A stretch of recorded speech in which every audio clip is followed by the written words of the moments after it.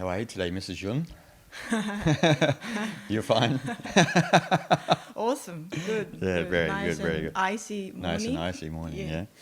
So today we're going to speak about the power of humility, yeah, the paradoxical power, really, isn't it?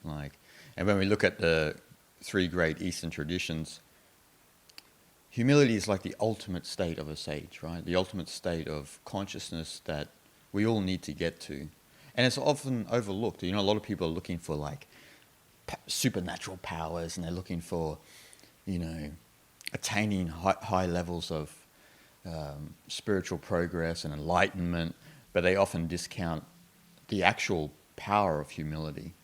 And to explain that a little bit better, if we look at Taoism and we look at Lao-tzu, and like Lao-tzu when he said the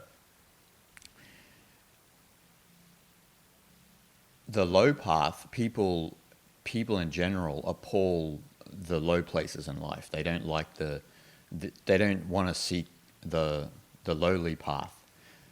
Meaning they don't want to be humble, they don't want to be compassionate or forgiving, they don't want to, in a sense, lose an argument. They always want to save face. This is the temperament of people in general.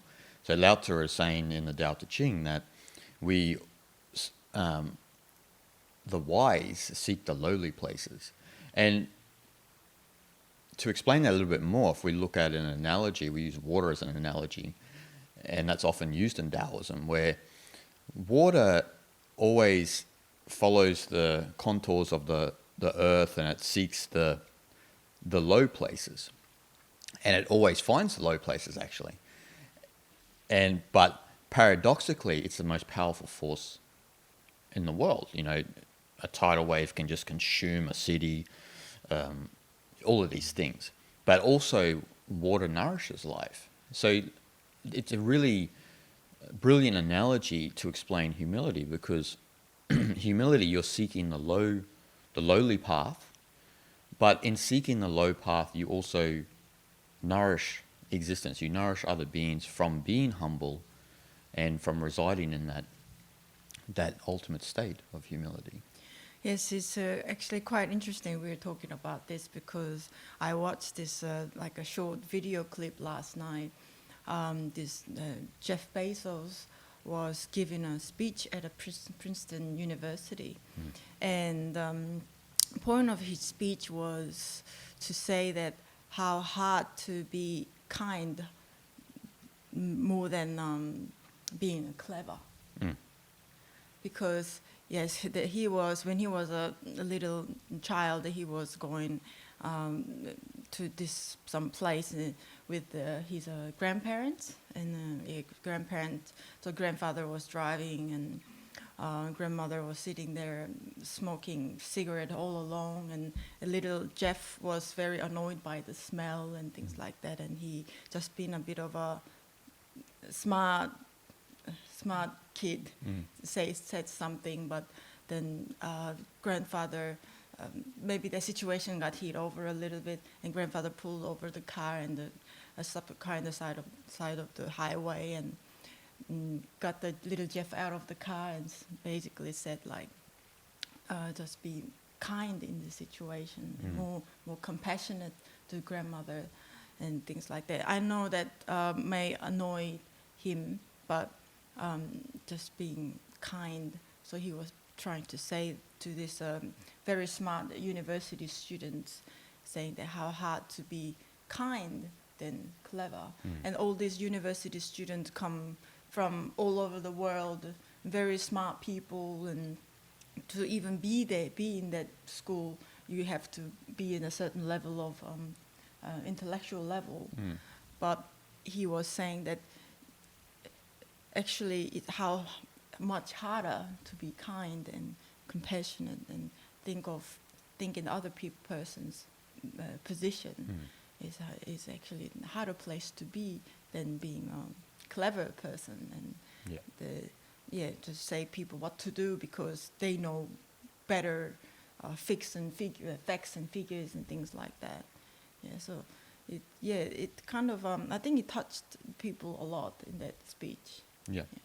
Well, humility is a sign that you're allowing the life to come into you instead of you projecting your own, you know, agenda and that on life. Or, you know, in that case, he's annoyed, right? And his grandfather says, you know, you need to just be kind in this situation. Instead of going out and reacting emotionally or being triggered by certain things, you know, which is a hot thing on the internet, online, you know, people are triggered by everything. And we actually just need more, like you said, more kindness, more understanding of other people's positions. Look, there will be times maybe when you do need to say something, maybe if it's a drastic situation. But in that situation, it's not really a drastic situation, right? Where Bezos experienced, you know, just Shanti, just be calm, be present in this situation. You don't have to always have things your way. See, that's the problem we get in, right? We're wanting to have an experience that's on our watch. And humility is the complete backflip, where we're just accepting the life as it is, as it's coming into our consciousness. We're just accepting that. So it's a very receptive element. And that's why in Taoism, like when they say in the Tao Te Ching, when Lao-tzu says in the Tao Te Ching, know the male but keep to the female. So what we're talking about there is know the young, know the active, know how to respond to the world, how to, you know, do things, but always reside in the yin. And that's the humble path. You reside in the yin, that's the lowly place, the receptive place, and you're allowing life to come into your consciousness, right? Instead of you projecting your own agendas on how things should be. Yes. And so that's one of the highest spiritual paths that we can follow. A lot of people talk about attaining certain levels in Tai Chi Chuan or Hatha Yoga, and then sometimes when you're around these students and masters, they lack humility. And humility is that elusive place that we all need to get to, where we're so humble that, you know, we allow life to be as it will without projecting our own agenda on it. Perfect example of this, you know, which is very personal to you and I, is Ramana Maharshi. And when he attained enlightenment at 16 and left home, his mother and his father couldn't understand him, right? They couldn't understand why he would leave. Obviously, they're Hindu, but they don't know like a lot about the path of a sadhu, and they don't know a lot about Vedanta and these sorts of esoteric paths. And then when his mum came to visit him at Arunachala in Tiruvannamalai, she was, you know, begging him to, you know, speak, because he was, you know, a long time silent. How long was he silent? 7 years, I think. 7 years he never spoke. And she was like, you know, trying to conjure something out of him, you know. Come on, at least tell me why you left and why you're doing here. And then he wrote, if you remember, he wrote that note to her saying, try as you may, you know, everyone's bound to their own prarabdha karma, so their own personal predestined karma. And try as you may, you cannot change it. Do what you will, nothing can change it. So we're all bound by this sort of predestined personal karma. So this is what prarabdha karma means. And so, and at the end of that note, he said the best course of action is to remain silent. And a lot of people would probably think, you know, from a parental perspective, they think, oh, you know, what a rude son, you know. A rude son, like he just waxed lyrical on this letter, and you know, if she's not adept at understanding spiritual knowledge, she's probably not going to get it. But the remarkable story about that, as you know, is that she became one of Ramana's disciples. Yeah, and that was the power of him just allowing life to be as it will and remaining silent and humble. And isn't it amazing that when you look at a figure like him, but then if we extend that to Shankara, Buddha, Lao-tzu, Zhuangzi, all of these great spiritual figures of the East, that humility reverberates out of their life into thousands of years in the past, where we could count probably just in a hand the amount of people who were tyrants and that you know wielded power over humanity. But we we barely remember many of them because a lot of people are out there go getting, and they're not very humble, and they are they're not contributing to a harmonious humanity, and we don't remember them. No. But like someone like the Buddha or Lao-tzu or Shankara, Gaudapada, these great spiritual giants, we remember them because of their humility. That power of humility, as with the water analogy, reverberates out from their life and extends to thousands of years. Who knows when, we don't know, right? So say for the next few thousand years, will they still remember the Buddha? Will they still remember Lao-tzu? They probably will. Yes. But will they still remember, I don't know, like a tyrant like Genghis Khan? Maybe not. But they definitely won't remember the lesser degree of the Genghis Khans, which we see still in the modern day, those people out there go-getting and just blazing a path for themselves without thinking about other people. Like what you said, they can be very clever and can be very egocentric, Yes. but they're not considering other people, and they're not allowing life to happen. They're trying to control life according to how they are, I think a lot of people don't understand the fact that how these giants became giants. There's the very core source of that is that the place of from being a place, it's a low place, being always keep the student's mind, Yep. always have a keen curiosity on anything that you want to know more about, or anything in life in general. But whereas a lot of people today look at social media and they wanna be like those figures, for example, but then they have very wrong way to go about. Their approach is wrong because fundamentally these people never wanted to become these giants of today that we know of. No. How many people we know, like in 19th century, 18th, 19th century, great philosophers or thinkers, they were in their lifetime, they were literally suffering because they had no money to survive, basically. But then when they pass away, like 10, 20 years, 50 years, 100 years later, now then we get to know about these people. Their books become bestsellers, whereas when they were actually alive, those books were only didn't even sell 500 copies, for example. Alan Watts, Friedrich Nietzsche, all these people, Carl Jung. Yeah. So people want to become like these people, or I don't know, just the famous people, or rich person.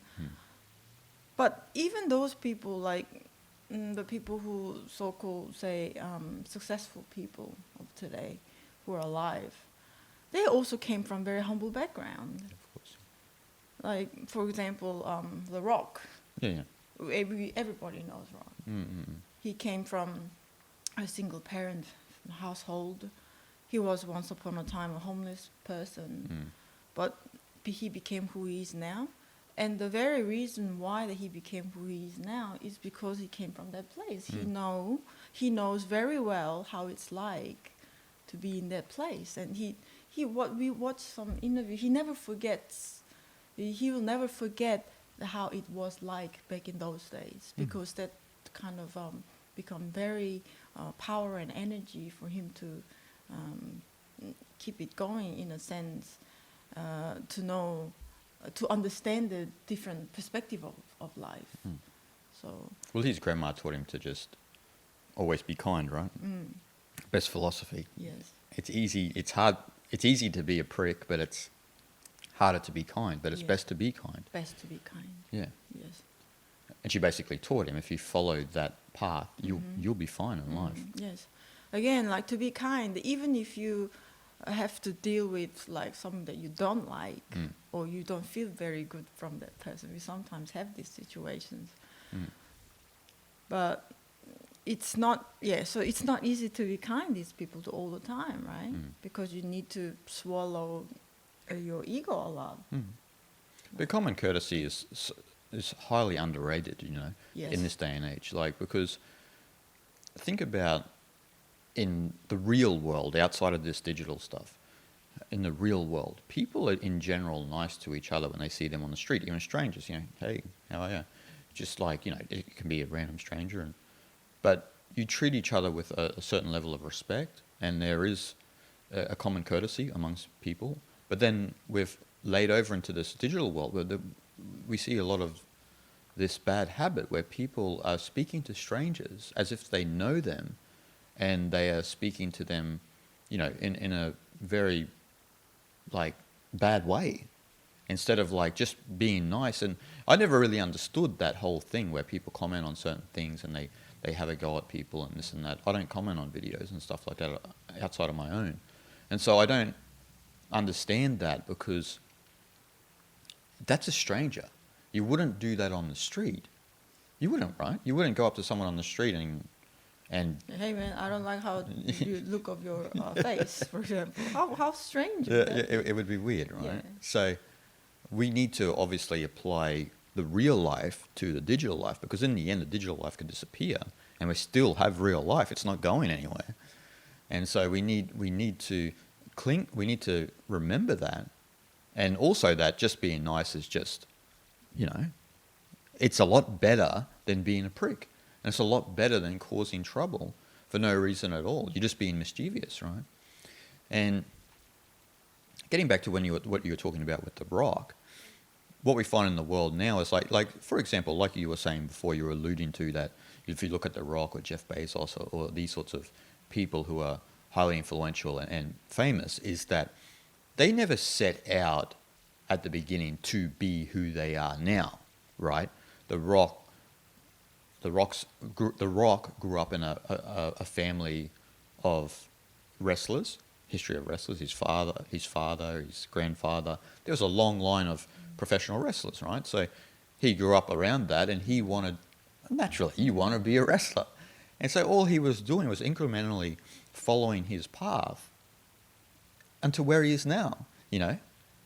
He's a very charismatic man. He's a very kind man.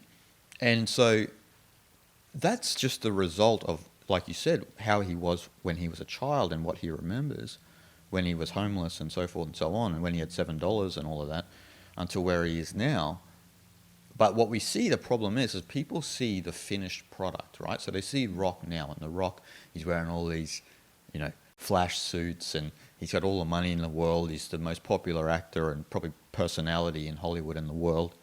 And people see that and they want to just mimic that, but excluding the whole process. Do you know what I mean? If you exclude that process, you're not going to have that level of humility and that level of kindness that someone like him has, and that level of charisma, because you haven't had a path. You haven't followed a path. All you're doing is you're seeing Rock and he's jacked and he's got tattoos on it, cool tattoos on him, and then people are out there trying to mimic him as he is now without living the path. And if we're serious about becoming truly humble, you have to follow that path, that lowly path, as they say in Taoism, and stick to the yin, but follow what you personally resonate with, and then you'll see where the path unfolds. If for example, if 15 years ago, before we started all of this, if I was trying to mimic the Rock, I'm out there trying to get jacked, and then we don't have what I have now, which is, obviously it's paltry in comparison to who the Rock is, but my heart resonates with deep knowledge and with exploring deep knowledge and speaking to people about it, teaching people about it. That's where my heart resonates with. I'm not a professional wrestler or have any desire to be an actor. But what people do in the modern day, because of social media, we live in that cult of comparison where we look at an individual and there's a thing in our mind where we think, wait up, I want to be like that too. I want to have all of that notoriety and that success. But you haven't earned it.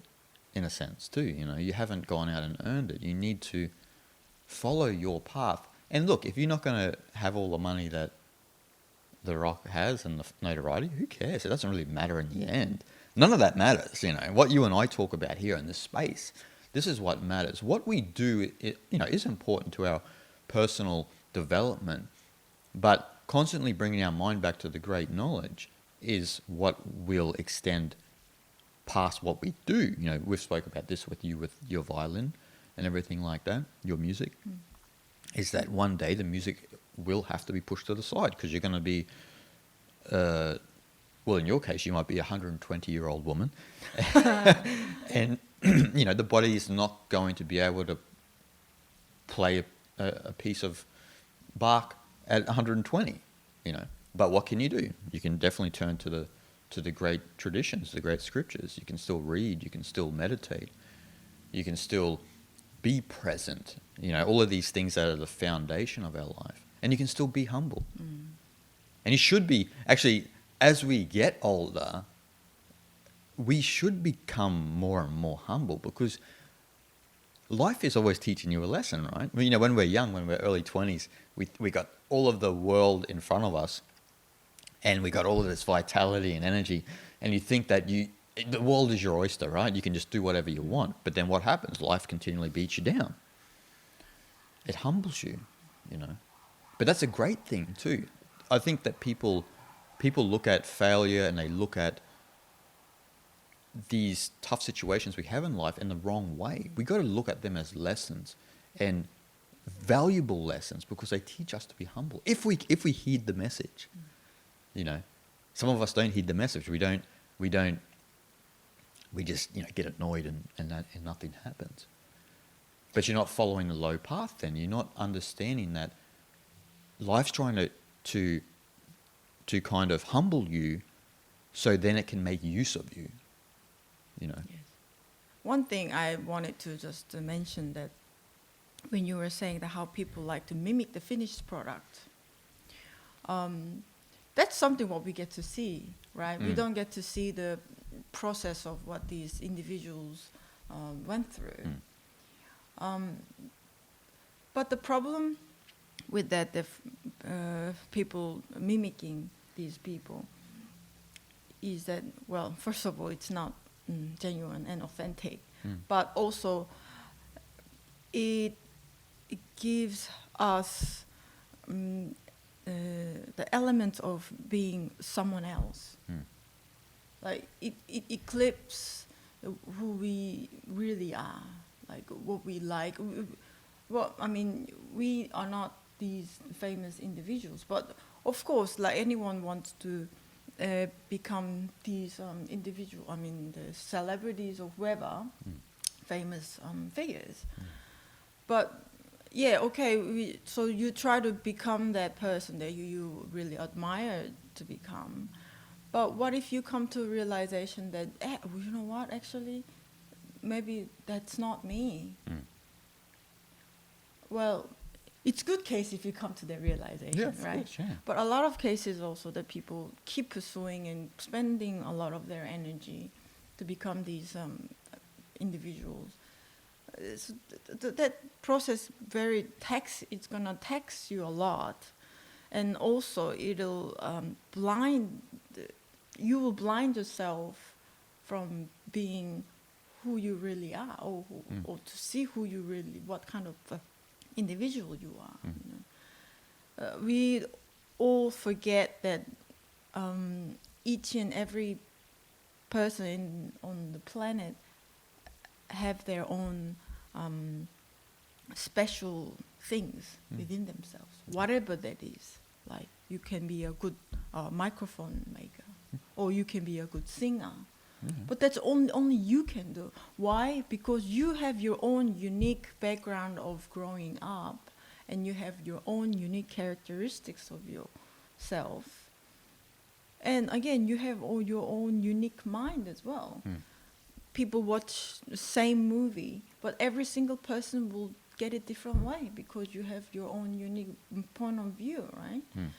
So the very attempt to try to mimic these finished product, the successful examples will, in the end, may interrupt from being who you really are. Yes. That's what we often forget. Yeah. I think. But it's a good point what you made, because the thing is that, like you said, someone's brilliant at making microphones. And if we don't have someone who's brilliant at making microphones, there's no such thing as a podcast. Doesn't exist. There's no music in the world. Yes. There's zero. Yeah. Zilch. And this is, again, more of a holistic perspective of life, because you're looking at it from a perspective of we all can't do the same thing. We all think we can all do the same thing, but we all have aptitudes for certain things. Like you said, someone's good at making microphones. They're just brilliant at designing it, and they understand the technology. You and I, it's, night and way over the head. But maybe for the microphone mate, for the one who makes the microphones, what we are speaking about is over the head. See, so it works vice versa. But everything goes together as one, where we're all sort of contributing and helping each other in this path. And that's what actually brings harmony to the world, when we're all, to use Taoist metaphysical psychology, for all those familiar with effortless living and the art of effortless living, we all have a specific Li. Now, Li is like this organic pattern in our mind, which we all have a different organic pattern. Like your organic pattern is adapted to something, and my organic pattern is adapted to something. That's why when we find certain things that we resonate with, that's a part of your organic pattern. It matches the temperament of your mind.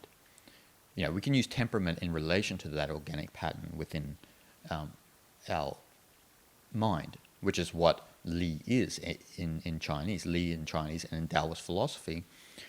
Don't confuse us with Confucian Li. Confucian Li is more to do with duty. But this Li in Taoism is about finding or coming an organic pattern that resonates with something, which then once you find that and you resonate with that, that's when the virtue of the universe, that which propels the Tao through you, that's when it all happens, and that's how you do follow the way, you follow the path. You use the rock, right? The rock at his organic pattern was adapted to wrestling, and in following the way, the path changes and the course changes as you follow the path. But you got to come to that place where you understand your Li. The problem in our world is that someone's Li may be a singer, right? So a singer has a greater chance of wealth, fame, and notoriety than someone who makes a microphone.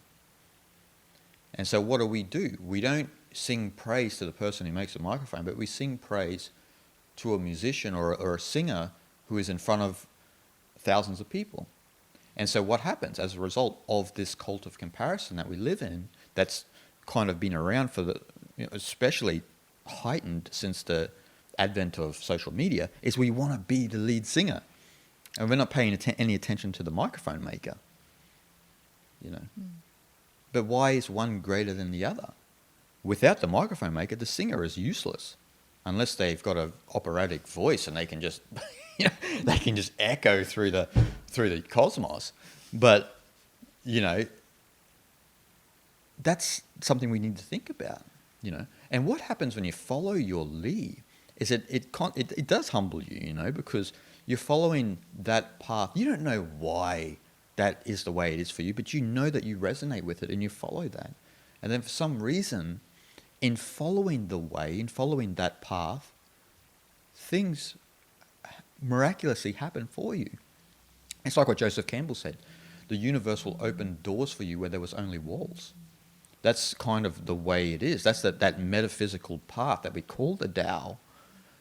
But as Lao-tzu said, we can't understand that if we can't be humble. Because in residing in the yin and reaching that lowly place, that's when the Tao can make use of you. That's because you are not out there trying to force yourself on life. You're receptive and you're allowing life to happen. And usually, paradoxically, when you allow life to happen, you usually find your Li. I mean, that's just the nature of it. You and I both, with me with spiritual knowledge and you with music, we never went out and sought that path. It just happened.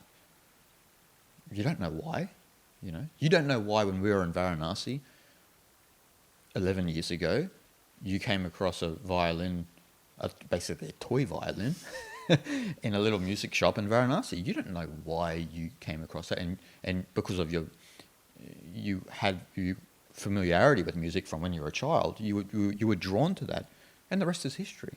You know. Do you know why? Intellectually, do we know why that situation happened? Of course not, but we know that in that moment, and by you following that path, you uncovered your sort of your organic pattern. And as you know, music has a big way of humbling people, especially when they're trying to learn a complex instrument like the violin. You know, when they're an adult, you know, big time. So it has a way of constantly bringing you down to earth, and not allowing you to get ahead of yourself. You know, it is interesting learning an instrument also, like you said, like in complex instrument like that. It always makes you go back to basics, no matter what. no matter what. You ask all these renowned world-class musicians, what do they do? The first thing, the exercise that you were doing day one when you start learning the instrument. It always goes back to the basic, yes. But to go back to that organic pattern, Li, you have to be in a very humble place. That's the only way you will get to find your own Li. Yeah. Reason why? Because first of all, we have to have courage to look at ourselves, right? And we'll find what we're really good at and what we're really not very good at, and we have to come in terms with it. We have to accept it. You want to become, yes, let's say my personal example. I want to become like the best world-class violinist, but you have to come in terms. Those people have spent like, let's say, if they're age 40, probably 35 years of playing instrument. Well, pretty much, no chance, no. You have to accept it, right? But then you have to be happy with where you are at. But that may sound like, oh, you're just happy with what you're at, where you're at. Yeah, no, that's not what you mean. No, it's more so like, oh, I'm happy with the accomplishment that I have so far. But that also take you further growth, right? Unless you completely stop it. So it has to fuel you instead of disappoint you. So yeah, you have to come to terms with the situation and your own situation as well. Like maybe you might not be good at something, but you may be good at something else than other people, and you have to accept that kind of a clear reality. And stay in a low place and always have a student mind. But the good thing with having a student mind is there's only gonna be growth. Yeah. Because you're always gonna be learning something new. We always both think that tomorrow, like today, I should be a little bit like a tiny bit wiser than yesterday, or tiny bit better at something than yesterday that you wanted to achieve at something if you were to. And tomorrow should be a little bit better than today where I was, for example. But then pictures become clear. Then I'll have to do something today for myself. Not just to be better at something tomorrow, but to fulfill yourself, satisfy yourself, so you are completely happy with yourself today, Mm. and that'll feel a better version of yourself tomorrow, right? Yes. And that only can come to reality when we understand that we don't know certain things, Yeah. and we are not as good as what we think actually. Mm. We can trick ourselves, right? No, I know these things. But do you really? And if you make a statement like that, or if you consider yourself like that, do you think that really you can be better? Mm. I don't think so. No. You have to be very honest with yourself. And being honest with yourself is a very difficult thing to do. Mm. Because, yeah, you have to accept a lot of not pretty looking things of yourself, right? Yeah, of course. Yeah. Well, like you said, like the seeker's mind is very important. You keep that seeker's mind, and it keeps you humble, right? Because you can, in some sense, you can never know everything, and probably never know a lot of things completely. Like what Gandhi said, his philosophy, as he said before he was going to die, not before he was going to die, but before, not long before he was killed, is learn as if you were never going to die. And that's actually a pretty good perspective, because learning, in a sense, is related to growing, right? Learning is alive. So when you're constantly learning something, you yourself feel alive. You and I talk about this all the time when we talk about deep knowledge, that we might read a certain book or learn a certain practice or whatever, and you feel something. You feel like there's a vitality there. You can't quite put your finger on it, but it's alive, and it's moving through you, and it's moving you in a different direction. And like you said, like, you don't want to ever become like a know-it-all, because none of us really relate well to know-it-alls, because there's nothing worse, right? If you're talking about something, you're trying to explore something with someone, and they sort of cut you off, and they say they know what it is, and as the experiences that you and I have had, we have tested people before. Okay, explain that, and they can't explain it. And so, if you can't explain it thoroughly, then that implies you don't really know it. It's not part of your bones. So, obviously, I get this a lot because with what we talk about, and what my channel is about.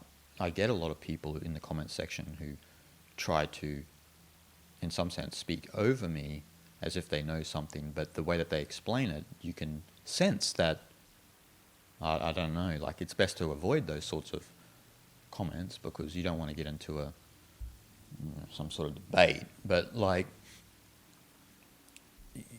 this is why in the Upanishads, they said, it relates to what we're talking about, those who say they know the Brahman don't know the Brahman, but those who don't know the Brahman know the Brahman. This is more related to that seeker's mindset, that humble mindset, where you are remaining the humble student, as you were alluding to before. Like, if you remain a student, often those who remain a student are really, they're the ones who become masters, right? Even when they become a master, they're still learning something. They're still, they're still like a craftsman, like a craftsman can attain a high level of skill, or an athlete's a good example, right? You can attain a high level of skill. And then what you see often is that athlete is the last person to leave training. Yeah. They're still out there. They're still out there training. They're still out there working. You think, well, they don't need to do anything. It should be the young guys in there grinding away. But it's often the masters who are still there, polishing and refining their skill or their philosophy or whatever, or what have you, So it's a big part of, especially a spiritual process, is to remain the seeker. I have a video on that, the seeker's mind, for any of you listening or watching that would like to have a look at that. But yeah, it's so important, especially to remain humble, because there's nothing worse than a know-it-all, because a know-it-all obviously is not humble. We all know that, right? We've all been around know-it-alls that they'll tell you everything. And I don't know if you remember this, but we were in India must have been it must have been back in 2012, and one of our good friends was we were staying in Dharamsala, and he went to, I don't know what I can't remember what the next, not Dharmakot, but there was another community not far, I can't remember. It's Start with B, I think. yeah. Anyway, it doesn't matter. Mm-hmm. And he had lunch at this place, and this guy came in, and the guy just started telling him that he was a master of Qigong, he was a master of Hatha Yoga, he had cultivated all the arts of he had cultivated everything there was to learn in the internal arts, he was a master of meditation. And then our friend's like, oh God, like just deflated, because like the conversation is one way, and there's a lot of ego obviously in that to make those sorts of statements. We all know that when people make those sorts of statements, they themselves are not masters, and we all know that. That's why one of the hardest states of consciousness to attain is humility, because even if you do attain high states of high levels of meditation, you understand that, like, big noting about it and this and that is counterintuitive to the actual experience, because everything that you've got to attain that experience was from being receptive, from residing in the yin and only conservatively using the yang when needed. But if you're all young, you're out there and you're like, yeah, man, look at me, like, I think the reason why people act like that is also being humble and receptive and staying silent a lot of time, often shown as like you're a weak person. That's the problem, right? We've cultivated this temperament of humility is related to humiliation. Yes. And I mean, like, a lot of people don't really know actual meaning of humility. When we say humility, maybe some people relate that word with humiliation. Yeah. So I think being a humble person somewhat threatens people because of that perception of other people. Like, if you're a quiet person and just being more soft and remain calm, and then other people may see you as a weak person. So that I mean, in social media especially, people do pay attention to louder people more so than quiet people, and that's very misdelivering in the facts, I think. And people are very reactive to that too, like to loud people. Yeah. Well, I guess you can only be loud on social media to express yourself, I guess. But it doesn't really have to be that way either. No. And it's, that's exactly what you're saying. Like, that people think that there's something related to humiliation about it. Like I was saying earlier, we've developed this culture where we have to save face. Oh, I can't let her or him get one over me. No way. And it's like, the humble place, you're just like, whatever. It doesn't matter if he tries to get one or she tries to get something over me. I'm perfectly comfortable where I am in this place. They're the one who is deluded, not me. I think we should be at a place where it doesn't hurt you anymore. No, of course not. That's only when we realize that persona is not actually you, right? Yeah. Like, that's the problem. Again, the attachment to the persona, the social existence of who we think we are. It's so like a sticky within our mind, right?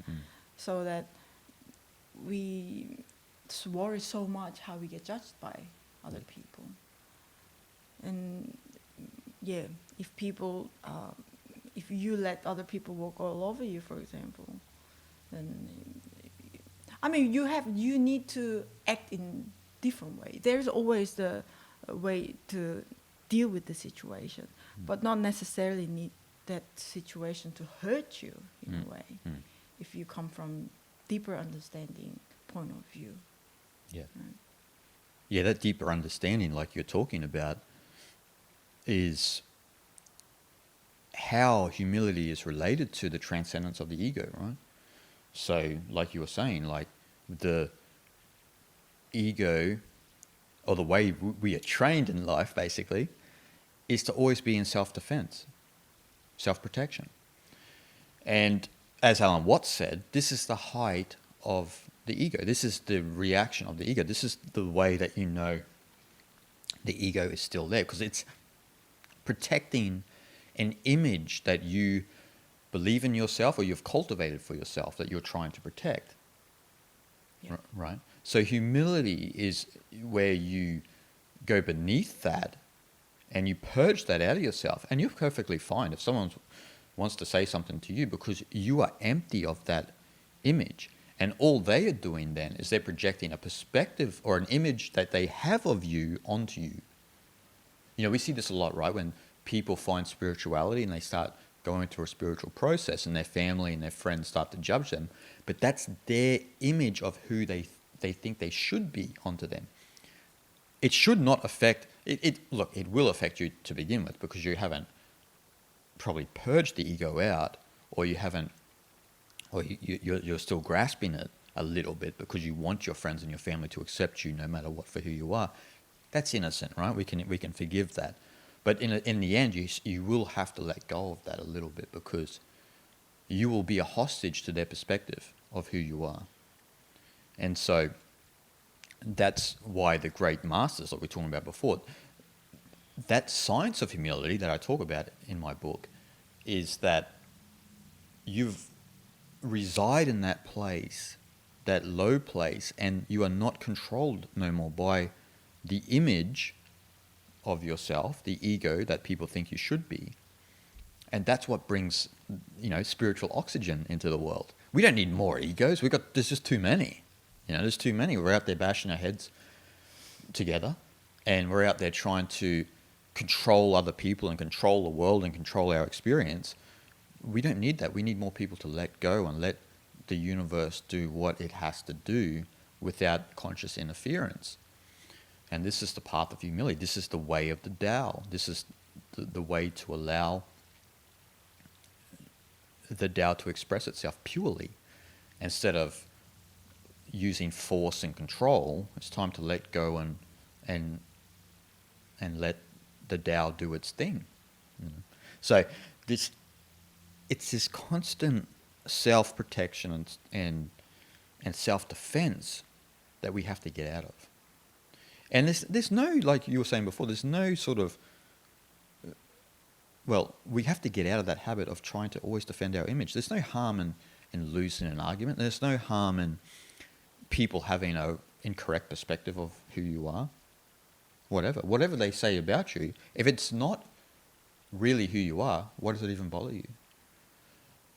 You know what I mean? Like it's kind of like you're trying to protect an image that the image doesn't even really exist, but you still want, in a sense, that people see you a certain way, so you're still trying to protect that.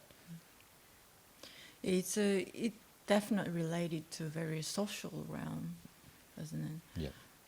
Yeah, we worry so much about other people's perspective, and that kind of fires how we ought to react or behave and whatnot. Yeah, it's definitely difficult to get away from it. I think I don't know where I saw this, that it's easy to gain something, but it's much harder to let go of that, right? Just like life, nobody really asked to be born, because nobody knew how it would be like to be alive in this world, right? So nobody asked to be born, but we are here. We all are here, and we share this world in their own way, and that it's called life. And we accumulate these ideas and opinions on certain things and on self-image, things like that, individually. In the end, that we let that to judge ourselves. We even judge ourselves, right?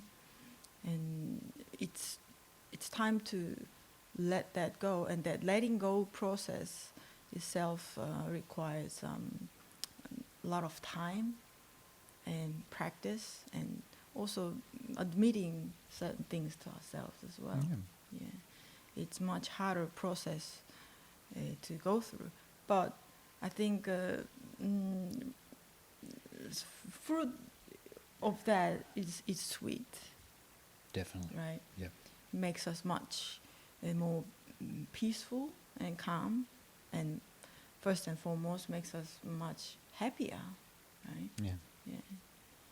Well, if you look at the light perspective in enlightenment, if we don't think about light like these two lights are looking at you and I now, but if we think in weight, right? So if we think about it in weight, what does it mean in the spiritual process? It means a constant, what you were saying, it means a constant letting go through your life, letting go of attachments, letting go of, yourself, basically, your ego's habits and stuff like this, where you become very light and free, and you're not bound by people's projections of you, and you're not bound by your own projection of yourself. You've actually got rid of that. That can be the worst, right? When we, like you said, when we have our own image of ourselves, of how we should be, this is the worst probably thing. This is worse than other people projecting their image of ourselves on us. When we have an image of ourselves of how we should be, this is worse, because you're not allowing yourself to change and to grow and to allow the Tao to mold you and make you humble, right? The process, like in Taoism, I forget which chapter it was in the Tao Te Ching, but that process of the rock is hard, right? The rock is hard, water is soft. But what happens over time? The water constantly wears it down and wears it down. And so if we look at that from our perspective, even the most hardened hearts, life can wear them down, and not wear them down in the wrong way, but make them more humble, soften them. Life can soften you, and then when it softens you, that's when the Tao makes use of you, The useful is within the useless, basically. If you're out there being clever and this and that, you're not going to understand anything that what you and I are talking about. And so life is that process of that softening. And so what should be happening through the spiritual process is that your ego should be softening.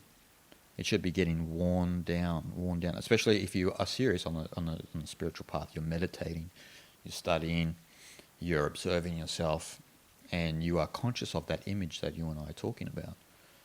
And you're conscious of how you react to certain people and why you are emotionally triggered by certain things. And if you have to even worry about that, But the best, sorry, love, but the best medicine, as Ramana said, is silence, right? If you just remain silent. Do you think that he wasn't disturbed by things? Of course he was. But he knew the best course of medicine was just to remain silent, because anything that he said was either going to inflict pain on himself or inflict pain on other people. And that's the world that we live in. Because we've got one world, right? We've got many universes going on inside of ourselves. And because most people aren't at that place that Ramana is, you have people incurring harm on other people and on themselves. Unconsciously, We're doing it every day. Yeah, definitely. And I think we often feel afraid of something that has no shape. Like we like to shape things. We like to shape other people so that we get certain ideas of other people, right? In the same way, we like to shape ourselves to fit into social life in a society, or to be better at your job. But constantly shaping things is actually going very against the nature. Again, that place where Lao-tzu and Zhuangzi were talking about is actually shapeless place, right? like just like water again. Water has no shape. Again, actually, this is a famous phrase what Bruce Lee was saying. Yeah, be like water. Be like water, my friend. Yeah, because when water goes into this cup, it'll become the shape of cup. But it's if you spill this water, and it'll be the look of the water on the ground, or just like that. You know. That's how you have to be. Yes, and we somehow have this habit of shaping things and categorize things because it makes it easier for us to judge things, right? Oh, this is that. This is that. It very like intellectual and logical and analytical. That has its place, of course, but not to judge all beings, right? No. We're trying to make reality. We're trying to make sense of reality according to the way we see it, right? So, like you said, with categories, we're constantly categorizing things. And does that category actually really exist, or is it something that we've all just socially agreed upon, and we're all projecting it, right? So you see this in politics, right? You see like the left wing and right wing, and you think, and I always sit back and think like, do these people really fully believe like that this category defines who they are completely? Or can we, like you said, can we be shapeless and move and allow things to grow? Because that's how the Tao is, right? The Tao moves without having a form. Like you said, you put it into a cup, it becomes the shape of a cup. You tip it down the sink, it becomes the shape of the drain. You know, that's why they use the river analogy in Taoism, where water follows the contours of the land, right? And basically, if we're holding onto the banks of the river and we're afraid to let go, what we need to do is let go, and instead of fighting the current, you just let the current take you, and then paradoxically, the river's power becomes your power. This is what Da is. This is what virtue is. See, the river's power becomes your power once you let go of that. Once you let go of trying to fight the life, fight the current. Yeah, exactly. And so this is the shapeless analogy, right? You're just moving with it, and whatever is going to happen down, you know, there might be a waterfall, who knows? But because you are one with the river, there's complete trust. You know that you're going to be fine as you continue to travel down that river. Yeah, the trust is such immense power, isn't it? It is. Yeah. Without that, we freak out. Exactly. Like, yeah, let's say we don't fight the current, so go with it. But then we'll meet this, big fall in the waterfall. And in life circumstance, that happens all the time. And we often, most of the time, we react to it. We panic, right? Yeah. But instead of being panic, if we have the complete trust, we give ourselves a few moments, a few breaths, and try not to react, or to keep the thoughts in order. So so we get the idea of how to deal with it properly, right? Instead of reacting it. The trust, it has to come into place along with being humble. Exactly. It's a big part of being humble. Like you said with the waterfall, think about the waterfall, for example. If you were in the dead center, right, of the river, and there's no chance that you can swim to either side to save yourself, what's the best course of action here? Because you're going over the waterfall no matter what.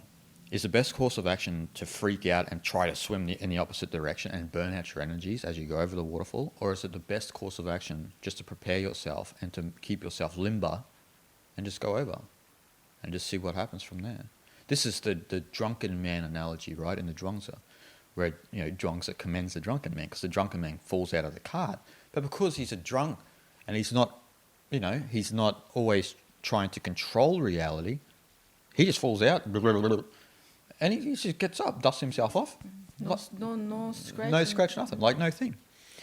But if you're always constantly preparing for life and constantly trying to fight it, you'll fall off that cart stiff, and you'll get butchered. Yeah. You know. But the drunken man falls out just, you know, miraculously. And that's actually how life is. The drunken man he has no perspective of how life should be. He just falls out the cart. He's got an alcohol problem. Maybe that's the moral story, but that's not the moral story. It's just it's an analogy of what Zhuangzi is using there. So, you know, that's, again, like you were saying, the trust is the biggest component with humility. And that was like what was the biggest component of what Ramana said to his mother when he was talking about prabdha karma, you know, what will happen, you know, try as you may, and so forth and so on. It's trust, right? It's that there's this one energy moving through life, and we think we are the owner of this energy, the controller of this energy, and we can do whatever we want with it. And the universe goes, I don't think so, son. This is going to happen regardless of what you want, no matter what you want. And so our role in life is to trust that energy, call it Brahman, Tao, Shunyata, what have you. You got to trust that. And once you trust it, like you said, in that process of trust, you're becoming humble because you're allowing life just to happen. But the paradox is that its power becomes your power. And that's the power of humility. Like, yeah, we can imagine this way in a waterfall, right? Because there is a big fall, and you can feel it, right? And you're in the current, one with water. Yeah. But because you're so afraid of that big leap, big change, you resist that fall, right? Like, and you fight so hard the law of gravity. But in that fighting, how much energy do we spend, really? Worn out. Like we just like keep our life in shape. How much do we fight, you know? You make sure the monthly, weekly paychecks coming in. How much stress that we, you know, how much we get stressed to keep it that way, for example. But if we have courage to just let it be, and if you can trust to go with whatever comes to you, then you can just like gracefully just fall one with the water. Yeah. And yeah, that power of the grace becomes part of you. It becomes you. Yeah. And that's that's great analogy. There's beauty in it. That's the ultimate goal that we all have to come, right? Like when they say you got to align with the Tao, that's what they actually mean. You got to align with the river. You got to stop fighting the river and just let that river take you. Because it doesn't matter if you want to fight it. You're going that way anyway. You know, if you've been in a strong current before and you're sitting and you're swimming, it doesn't matter. You might be stationary for a while when you know you're going really fast, but then next minute you're either going to sink or learn to just go with it. You're going to either drown or go. You know, so it's better to go with it than to drown, right? We all have a desire to live, and we should. So don't fight the current. And it's in all traditions. Like I was just thinking, when we were talking about that, I was thinking about Shaivism and the path of Shiva, and I was thinking that one of the core components of Shaivism, and also Vaishnavism too, for sure, is that the one will of Shiva is moving through all of us. So it's moving through all of us, whether we want to believe it or not. We think we have subjective control of our lives. And we can control a very tiny fragment of our life. You know, you can control when you brush your teeth, when you eat, and all of these things. But you can't control how life is going to play out for you. And so in Shaivism, the best course of medicine is to always trust Shiva, to trust that one will is going to move your life wherever it needs to be. And so that one will is constantly moving through everything. And we have to understand that the way the world is just the one will of Shiva, the one energy moving through everything. The great path is to come back into harmony with Shiva, to understand that, talking about shapeless, Shiva is, you can translate that as like not this or not that in a certain way. And so, meaning that life doesn't really have a form. We think it has a form, right? Because we see physical objects and this and that. But life technically doesn't have a form because life is constantly changing. And those who move through life gracefully are good surfers. They know how to surf through life. They surf the waves or the currents of the universe. And those who struggle are constantly always fighting their experience, constantly complaining about, why me, why my life, and this and that. And there's nothing worse than when you hear chronic complainants, right? Because they're not accepting their life situation. You mentioned the rock before. The reason why the rock became who he is now is because he had to have a certain level of acceptance when he only had $7 in his wallet. There had to be a certain level of acceptance that, geez, I've hit rock bottom here. Pardon the pun, an old wrestling move of the Rocks. But he had literally hit rock bottom.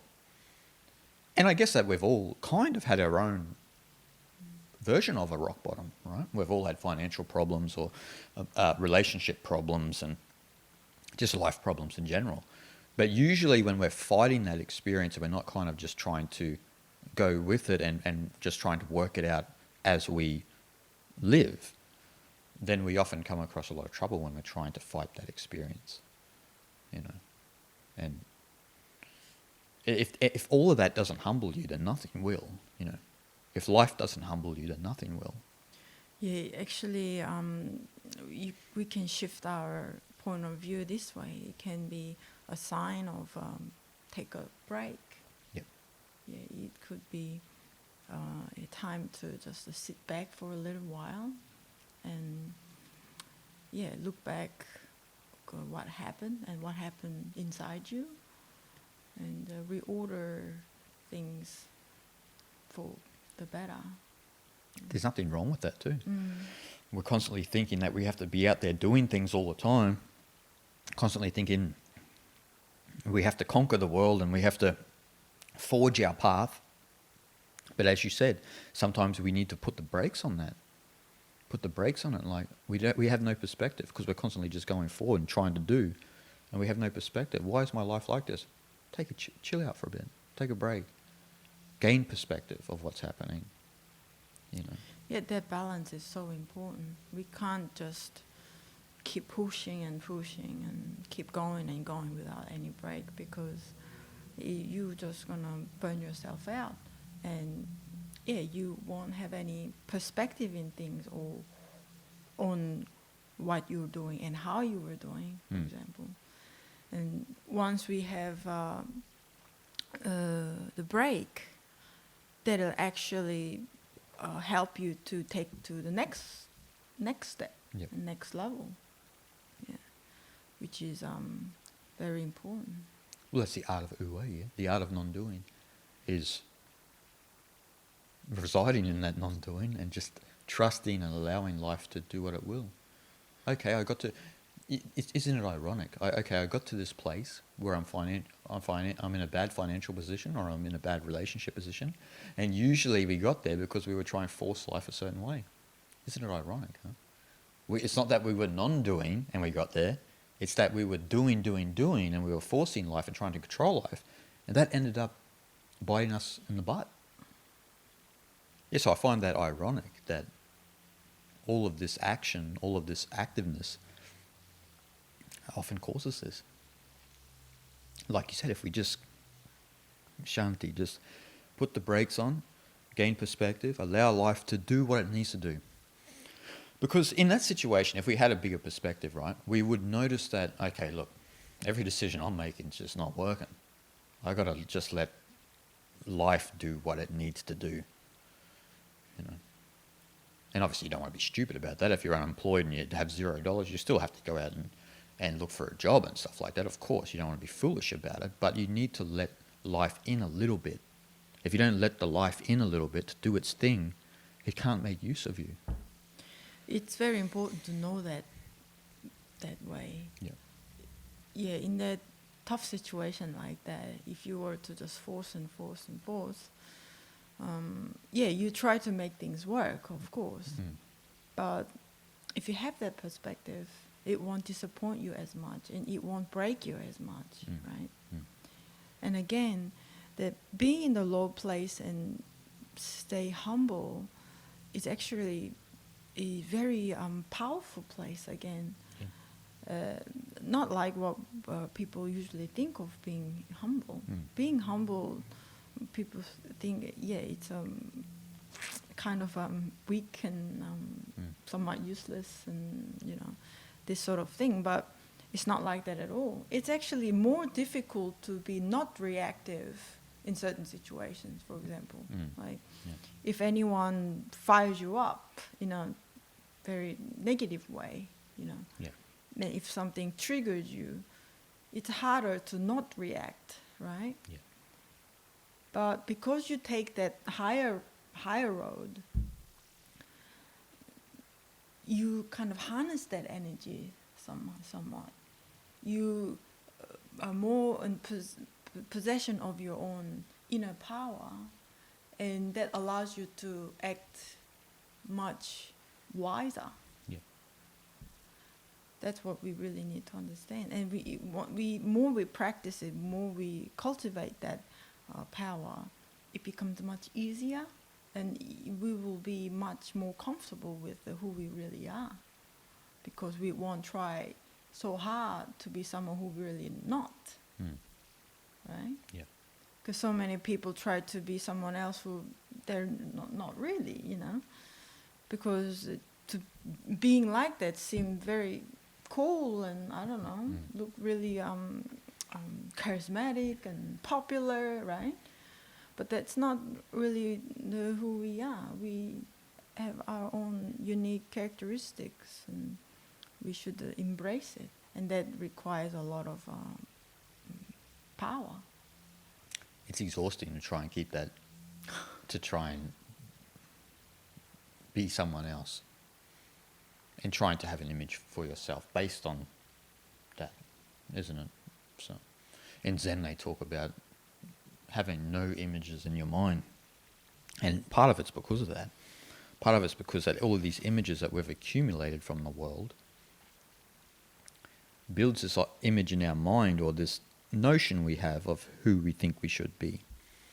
So it's all externally driven, Isn't it ironic? It's all externally driven. It's not based on your pure nature, on who you are, who you were before that. They talk about in Zen, they talk about who was your face before your parents were born. That's a phrase. So what is your original face before they were born? They talk about that to try and get back to that, who you are beyond this, accumulation of life, accumulation of experience and images that we have in our mind that build this sense of a person. So the path of Zen, the path of Taoism, the path of Vedanta is to purge all of those images out of our mind, to get rid of that, to, as you were talking about, to gain that power that resides in our just our pure nature. There's a power there that resides in there. And actually, when we're not in resonance with that, we lose power, because we're grasping an image that doesn't exist. It doesn't exist. The image of yourself does not exist, because it's, as you said, we are shapeless. So this image you have in your mind, that you've solidified in your mind, is an illusion. It's an abstraction. It doesn't really exist. It's eclipsing who you truly are, and that's why you're powerless. You have no power. You don't trust. You're not humble. You're out there. You're a go-getter. You're out trying to conquer the world. This is counterintuitive to the spiritual experience. That's the nature of life, and that's something we all have to come to terms with. So if we don't learn how to trust, and we don't come back into that original face before our parents were born, to use Zen terminology, then we'll never understand life itself. A lot of people are going around trying to understand the meaning of life. There's no meaning to life, it's the meaning we give it. And so, but we could say, on the other hand, the true meaning of life would be to come back to that original face and to know who you truly are, because the images you have of yourself will never be who you truly are, and this is why we continually suffer. Because we're trying to propagate an image, trying to project this image that doesn't really exist. And then we become a hostage to that, a slave to that image. Oh, but that's what they think of me. I can't fall out of accord with that. What will my friends think? What will my parents think? To hell with that. You got to get rid of all of those ideas, because you'll be a hostage to your own image and to other people constantly. Yeah, you become powerless. Powerless. You give your power away to other people, and you somewhat supporting that image. Yeah. Yeah. Definitely. And the power of humility, as we were talking about before, is to let go of that image and to just trust from your pure place, from your original face before your parents were born, to trust from that place and just to let life be as it will. Does that mean you'll be as wealthy as Jeff Bezos?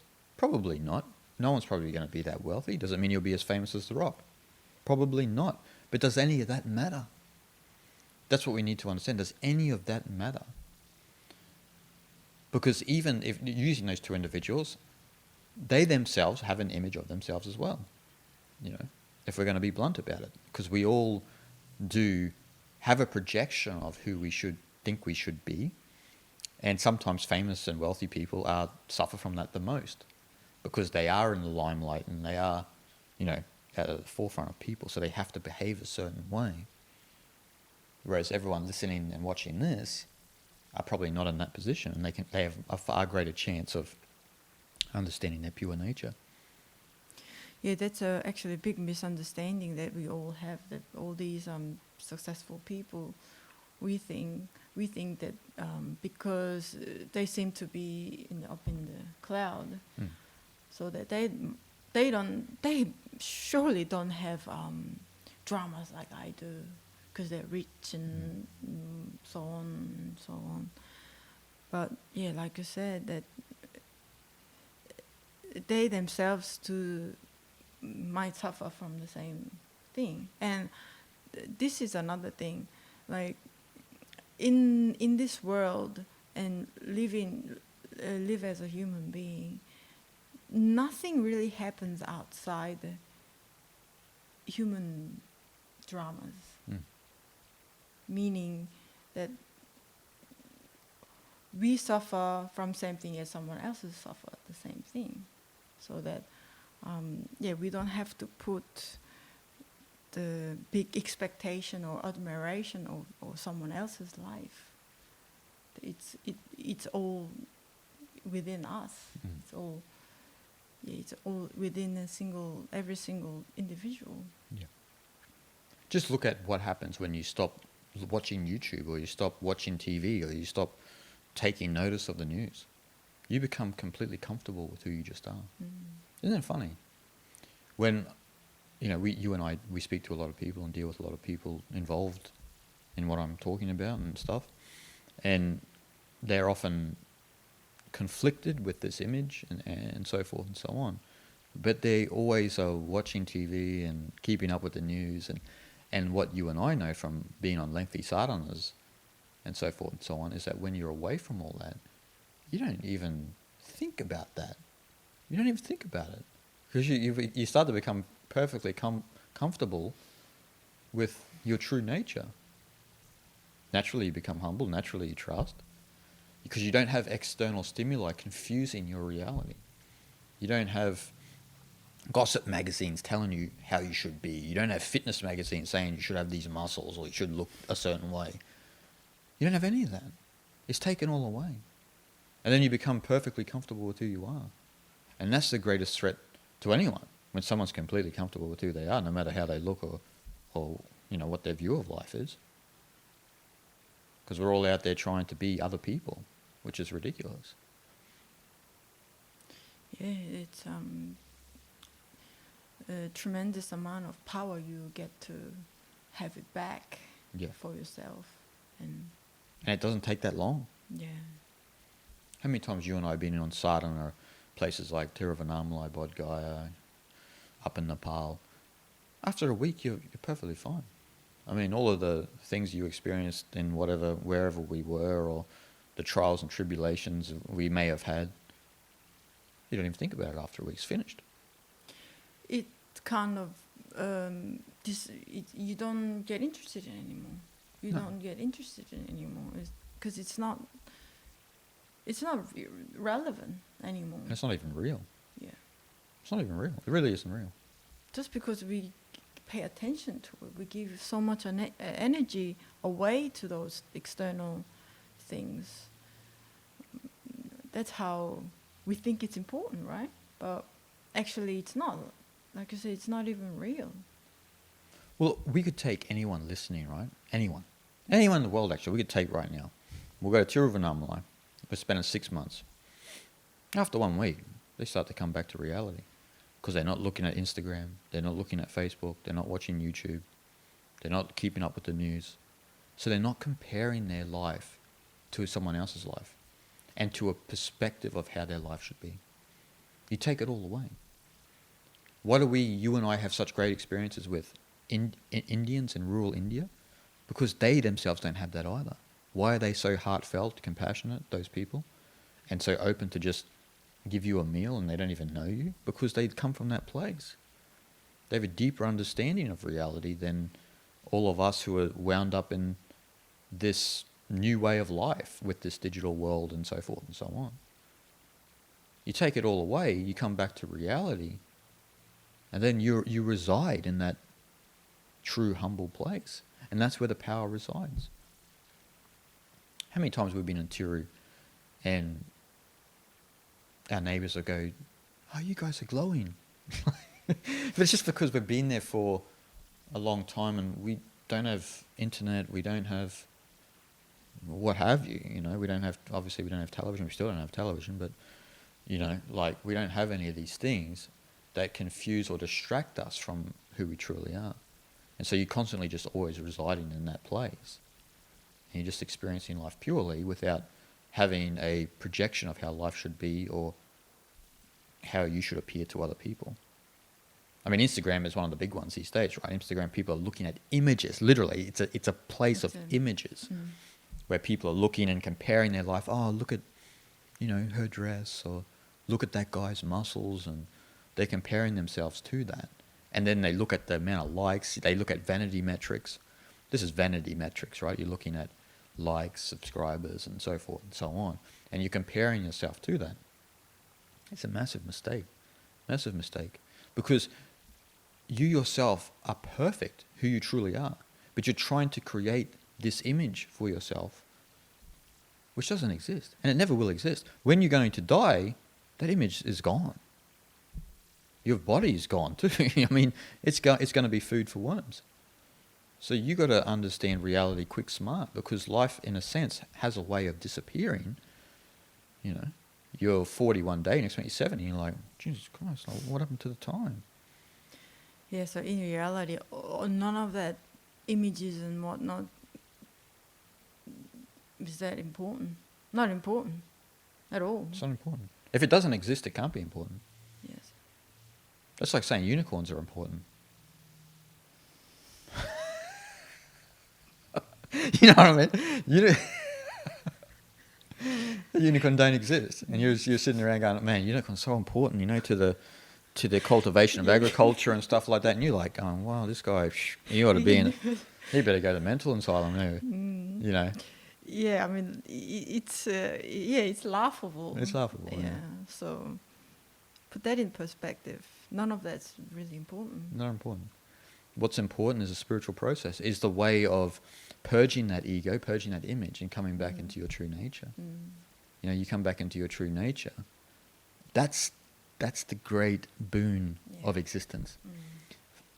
Coming into contact with that shapelessness that you were talking about, and moving through life and being shapeless, and allowing life to use you how it needs to use you. Yeah. And that power, that you will become one with that source of energy. Yes. The Tao, Brahman, whatever you Yeah. want to call it. And then you become that, like as Alan Watts said, that aperture for the universe to express itself. So it's just whatever you were here, why your subjective experience is here will become self-evident because the universe is using you in whichever way it is. Maybe it's making microphones, playing music, making tea, a chaiwala. Maybe this is your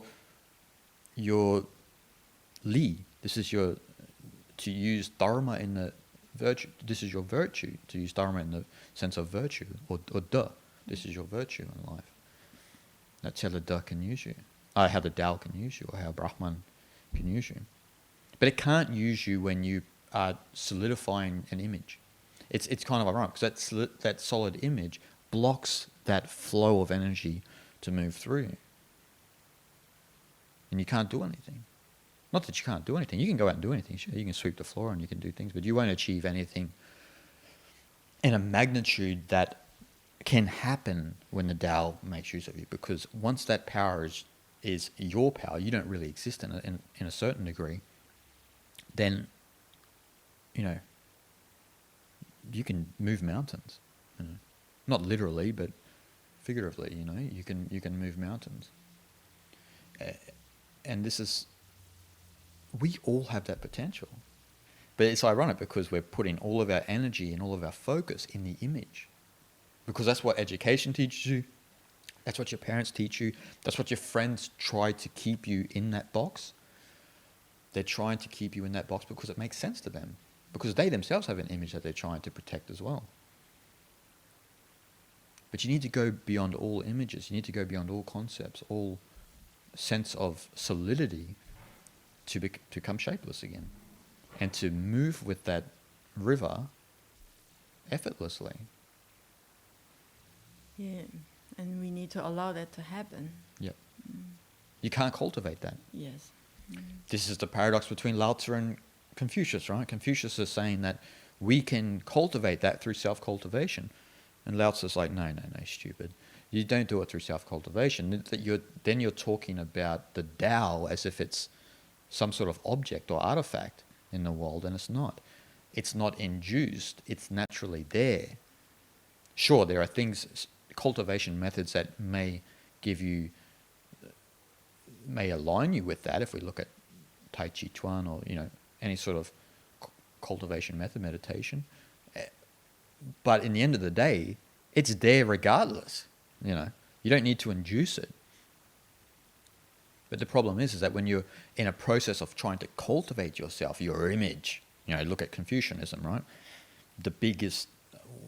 One of the biggest self-cultivation method philosophies in the world, right? And you have to sleep a certain way, you have to wear certain clothes, you have to sit a certain way. I mean, it's bogus in comparison to Taoism, because Lao-tzu is saying, no, you got to actually get rid of all of that cultivation. You got to stop carving and polishing, and you got to remain to the unhewn wood or the uncarved block, and just allow life to be.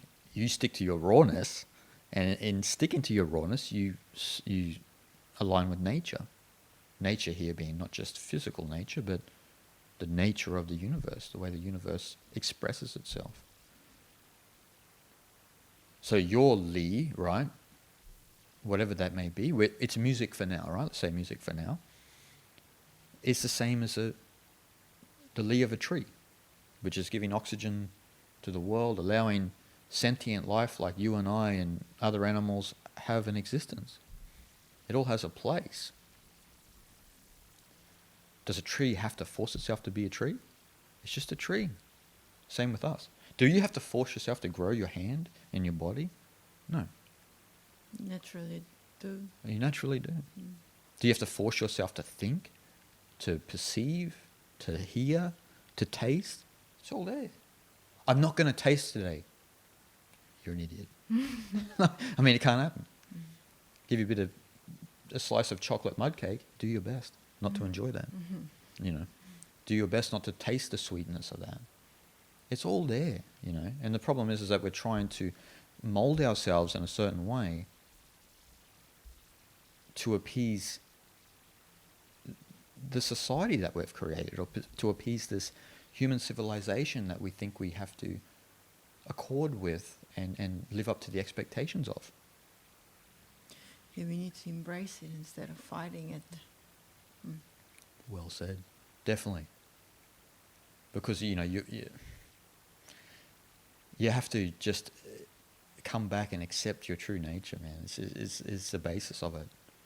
You have to align with that river. You have to let the life just take you where it needs to go. And don't compare your life to other people.